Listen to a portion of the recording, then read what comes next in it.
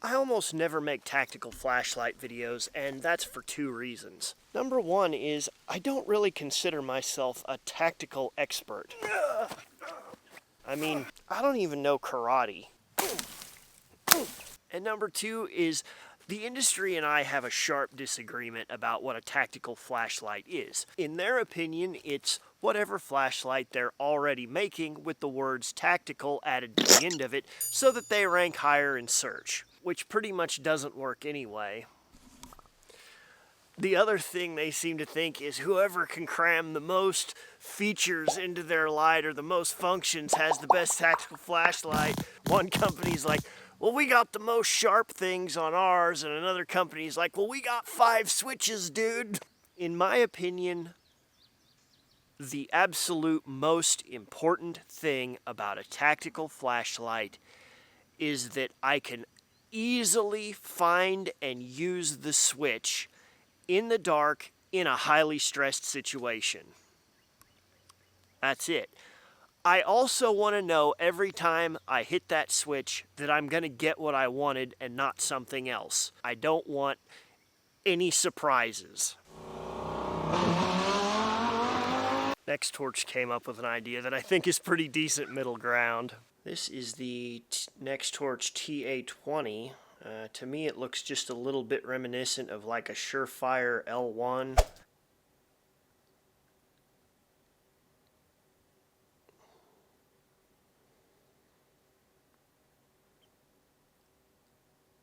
It's pretty simple to operate. I figured out how to use almost everything in it without even opening the instructions. On the head, you just select what you want to do. Here we're locked out, we get nothing. The right side we get tactical mode, and that gives us a choice between either just high or strobe. And the way that you activate that is this is a pressure sensitive switch. Kind of like, remember I said the L series, how they were, you could get low, high from those. This works similarly. If you half press the switch, you get the on. If you press it hard, you get strobe. And it's a very responsive switch. It's very intuitive. It's easy to know when you're doing half press and when you're doing hard press. There's a clear stop there. You could do that 100 times, and there's not a dead stop when you get down, but there's a significant one. Like you have to add a lot of extra pressure to go through to strobe. Once in a great while, I'll be playing around with it, and for a second I'll hit that, and instead of high I might get strobe, but it's pretty easy. Now in tactical mode, the light does not stay on. You have to keep the switch pressed in either position for it to activate. Next we have duty mode, and you can momentary press with that too, or you can hard press and lock it, it'll stay on. If you want to switch modes, we have high, medium, low, and you get strobe again.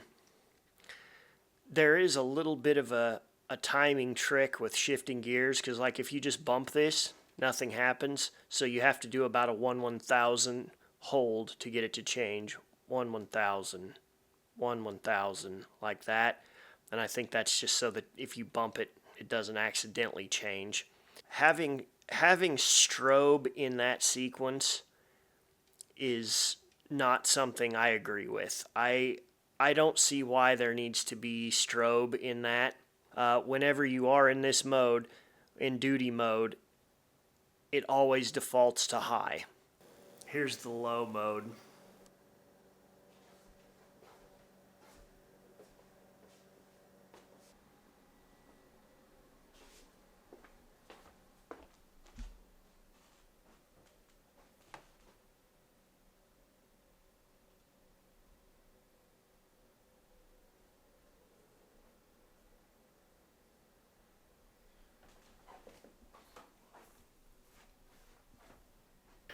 For the long range shots, we're going to compare to my Surefire L2.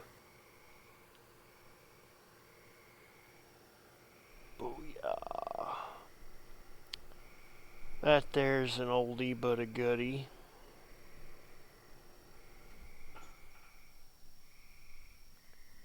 Now the next torch, TA20. The beam is nice and smooth, pretty even from edge to edge. It's got a bit of a hot spot, but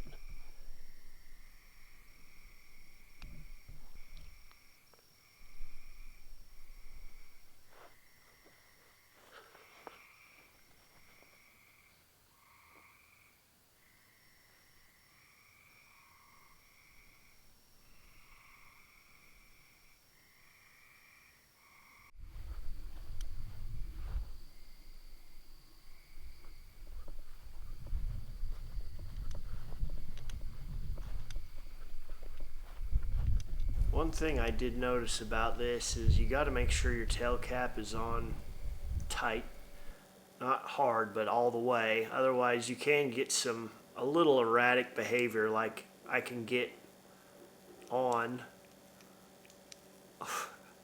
So just make sure your tail cap is screwed on all the way if you want it to work perfectly right. Next torch also sent this little ring that fits the flashlight.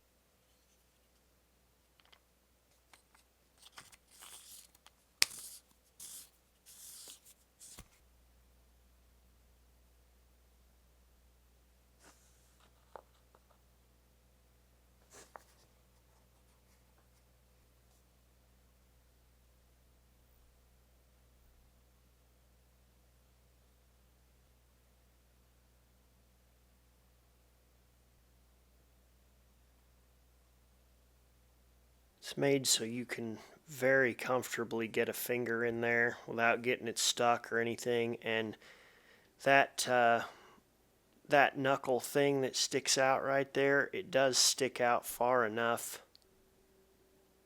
If I hit a solid surface, that is going to typically be what hits first and not my knuckle. It does a really good job of transferring the force from around here to the body of the light and to the palm of your hand. I think the main idea is that I can operate and use the light, but also I essentially can free up my hand. Even a knife or something I could use.